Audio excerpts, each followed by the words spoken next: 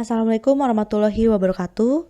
Selamat datang di perkuliahan dalam jaringan untuk mata kuliah Pendidikan Orang Dewasa dan Manajemen Pelatihan. Kuliah minggu ke-10 terkait aktivitas belajar mengajar dan kontrak belajar. Setelah mengikuti perkuliahan ini, mahasiswa dapat menjelaskan pengertian dan rasional aktivitas mengajar pada POD umumnya, khususnya dalam pelatihan, dan menjelaskan dan membanding beberapa aktivitas belajar mengajar, pengertian dan prinsip mentoring, serta karakteristik dan peranan mentor, serta mampu menyusun kontrak belajar dalam pelatihan bagi petani dan atau penyuluh. Dan berikut adalah subpokok bahasan yang akan dibahas pada perkuliahan hari ini, yakni tentang aktivitas belajar mengajar, jenis aktivitas belajar mengajar, pengertian mentoring, prinsip mentoring, dan kontrak belajar. Masuk ke pembahasan yang pertama mengenai aktivitas belajar mengajar. Kegiatan belajar mengajar mengacu kepada dua proses yang bersifat kontinu atau berkesinambungan dan seringkali tidak dapat dipisahkan. Adapun aktivitas belajar mengajar ini berprinsip pada pendidikan orang dewasa, di mana peserta pelatihan bisa belajar sesuatu tanpa harus dibantu atau didampingi pengajar, dan pengajar dapat secara mudah mengajar tanpa peserta pelatihan belajar sesuatu. Pelatih yang baik harus selalu mengacu pada tujuan perilaku, dan pelatih yang baik juga harus tahu secara tepat tentang perilaku yang akan dihasilkan sehingga keseluruhan proses perencanaan aktivitas pengajaran akan terlihat mudah dan relevan, serta harus mampu merencanakan aktivitas belajar mengajar sebelum kelas dimulai. Hickerson dan Middleton mengemukakan 5 prinsip belajar mengajar. Pelatih harus menciptakan suatu persepsi yang positif bagi bahan ajar yang akan dipelajari peserta. Dengan demikian, penting untuk memperhatikan prinsip belajar mengajar yang ada. Yang pertama adalah percept purpose, yang berarti peserta pelatihan harus mengetahui manfaat mengapa dia harus mempelajari sesuatu. Dan manfaat yang dimaksud harus relevan terhadap tujuan perilaku khusus yang akan diajarkan, agar peserta termotivasi untuk belajar. Caranya dapat dilakukan dengan menghubungkan materi pelatihan dengan kehidupan peserta pelatihan, dan mengemukakan bahwa pencapaian tujuan pelatihan dapat membantu mereka atau mengemukakan manfaat pelatihan bagi kehidupan mereka yang lebih baik. Kedua, peserta pelatihan harus melalui tahap demi tahap atau graduated sequence, yang mana harus berurut secara linear berdasar tingkat kesulitannya. Misalnya mengurutkan dari yang mudah ke yang sulit, dari yang sederhana ke yang kompleks, dan dari teori ke praktek, serta lain sebagainya. Berikutnya adalah individual differentiation, di mana ini pembedaan individu dimaksudkan karena berlandaskan pada prinsip bahwa setiap peserta pelatihan harus diberikan kesempatan untuk belajar dengan cara yang terbaik baginya. Hal ini didasarkan pada prinsip psikologi belajar yang mengakui bahwa setiap orang sebagai individu memiliki cara-cara belajar yang berbeda dan dengan kecepatan yang berbeda. Pilihan yang dapat digunakan untuk membedakan peserta pelatihan antara lain dapat dibedakan atas dasar jenis kelamin, intelijensi, minat, profesi, dan lain sebagainya. Di samping itu, semua peserta pelatihan harus mempraktekkan kegiatan yang diuraikan dalam tujuan perilaku atau behavioral, di mana ini berprinsip pada praktek tepat guna atau appropriate practice. Dan prinsip belajar mengajar yang terakhir menurut Hickerson dan Middleton adalah pengetahuan tentang hasil atau knowledge of results, di mana hal ini penting karena peserta pelatihan mempraktekannya, dia harus tahu apakah peragaan yang dilakukannya tepat atau tidak. Selanjutnya, Department of Employment, Education and Training juga menguraikan sejumlah prinsip belajar mengajar. Yang pertama adalah active learning atau prinsip belajar aktif, yang berprinsip bahwa peserta didik belajar lebih cepat dan efektif jika mereka dilibatkan dalam proses belajar atau yang disebut dengan learning by doing.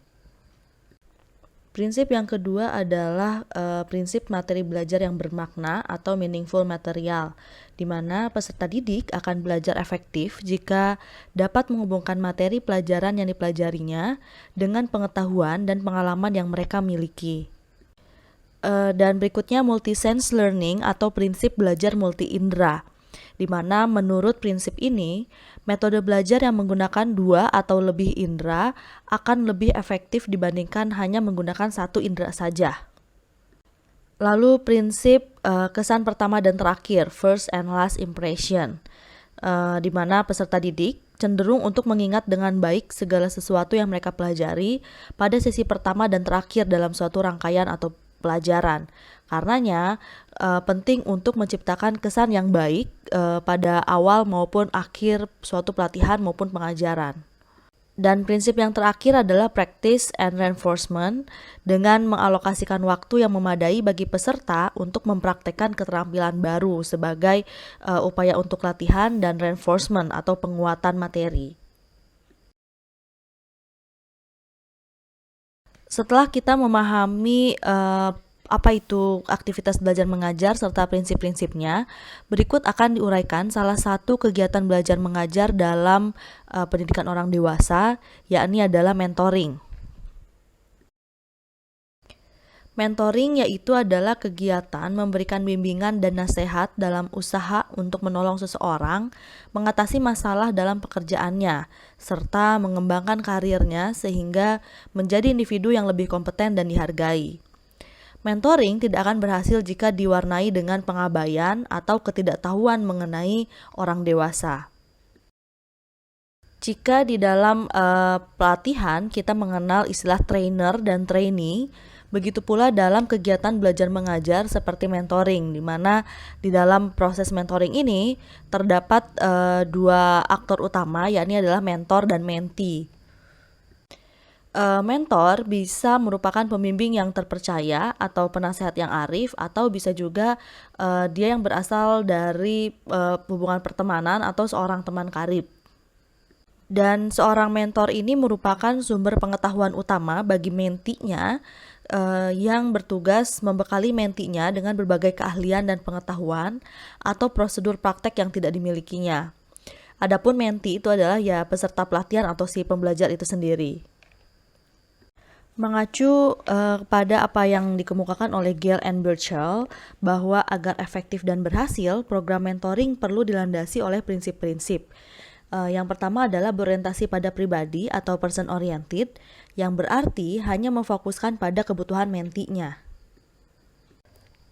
Prinsip yang kedua adalah berorientasi proses atau process oriented, yakni memberikan bantuan yang memadai. Sementara prinsip yang berorientasi pada tugas atau task oriented seperti dalam melakukan tahapan-tahapan pencapaian tujuan. Dan berorientasi pada tujuan atau goal oriented itu sendiri berfokus pada tercapainya kinerja yang telah ditetapkan. Di samping itu, mentor dituntut memiliki karakteristik pribadi yang positif dalam pandangan mentinya.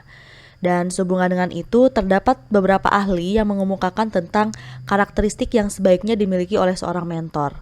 Seperti yang dikemukakan oleh Nancy and Cooper, di mana mereka merumuskan karakteristik mentor ke dalam akronim TOUCH, yang merupakan singkatan dari tenacious, overt, unselfish, compassionate, and humble.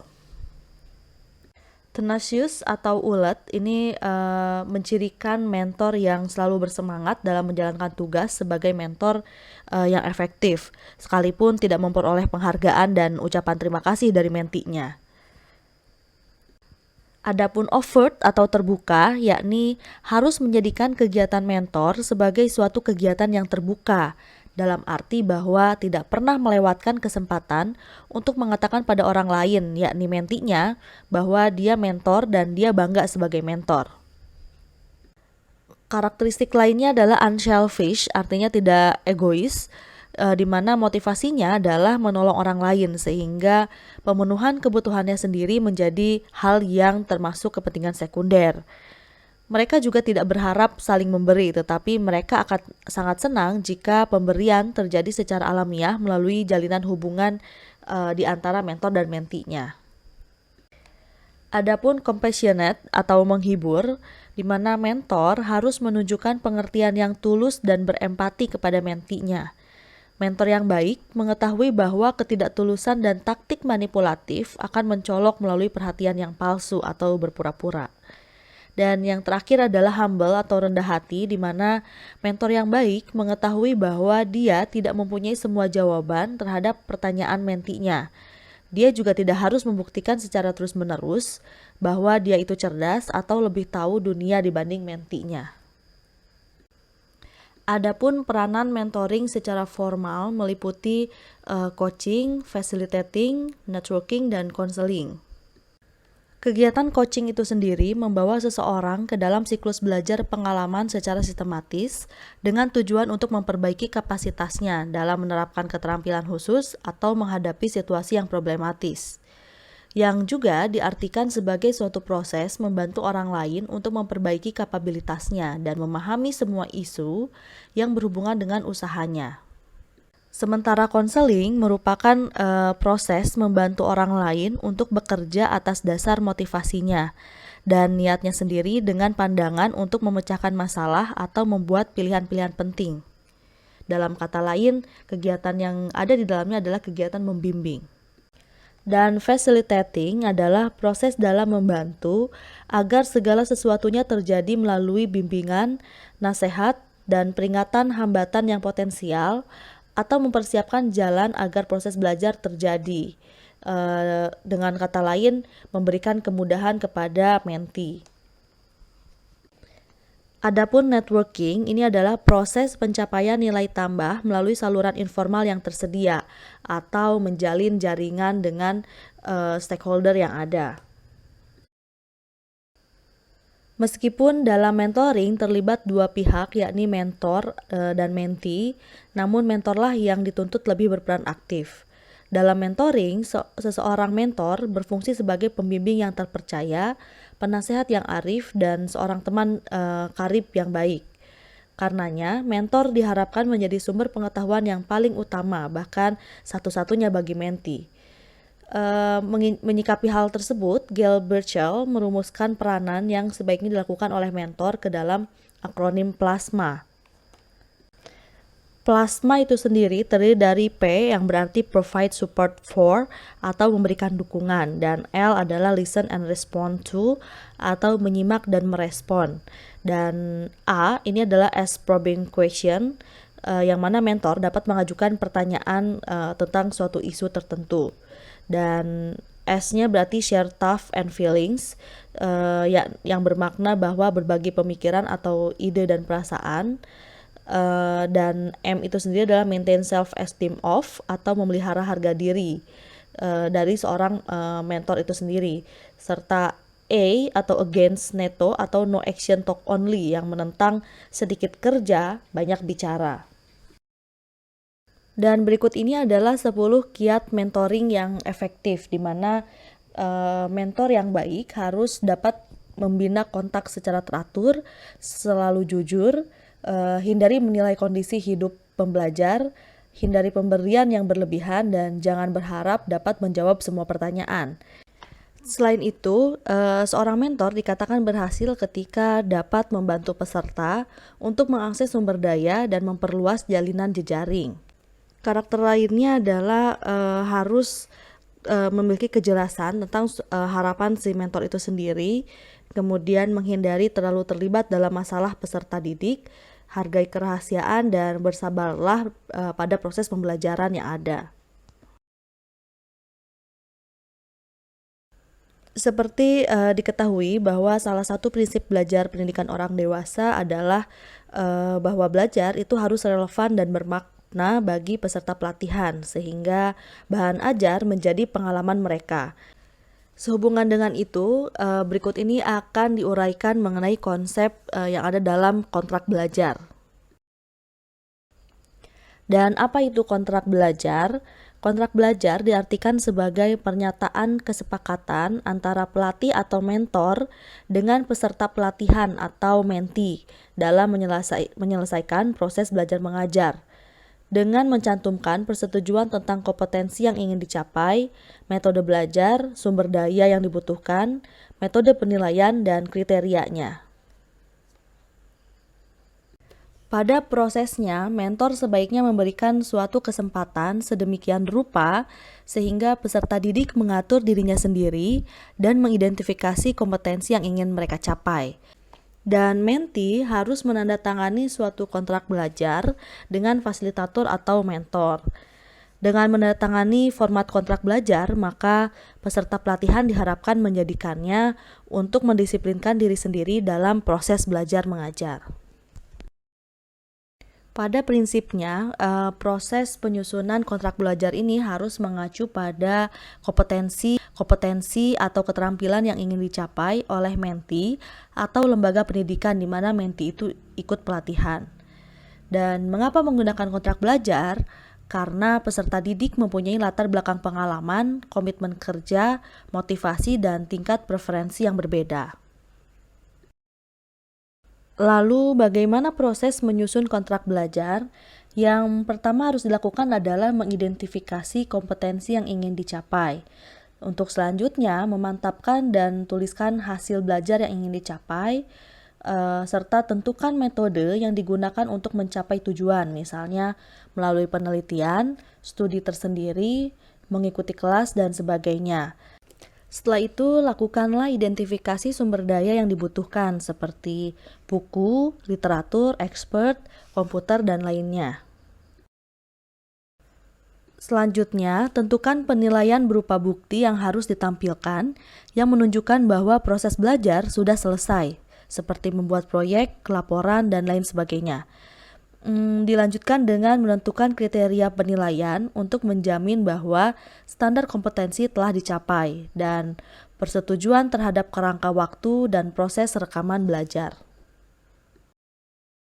Dan berikut ini adalah contoh dari lembar kontrak belajar.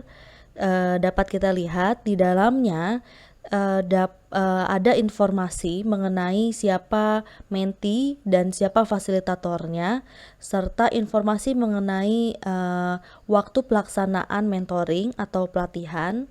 Dan isi dari lembar kontrak belajar itu sendiri harus memuat 4 komponen penting sebagaimana telah dipaparkan sebelumnya. Yang pertama adalah hasil belajar, kemudian metode, sumber daya yang digunakan, serta kriteria penilaiannya. Pemahaman lebih lanjut mengenai pembuatan lembar kontrak belajar ini akan teman-teman praktekkan nanti pada saat praktikum. Berikut ini adalah daftar rujukan yang dapat teman-teman akses untuk mempelajari lebih lanjut terkait dengan materi hari ini. Demikian apa yang dapat saya sampaikan pada materi hari ini. Terima kasih atas perhatiannya. Wassalamualaikum warahmatullahi wabarakatuh.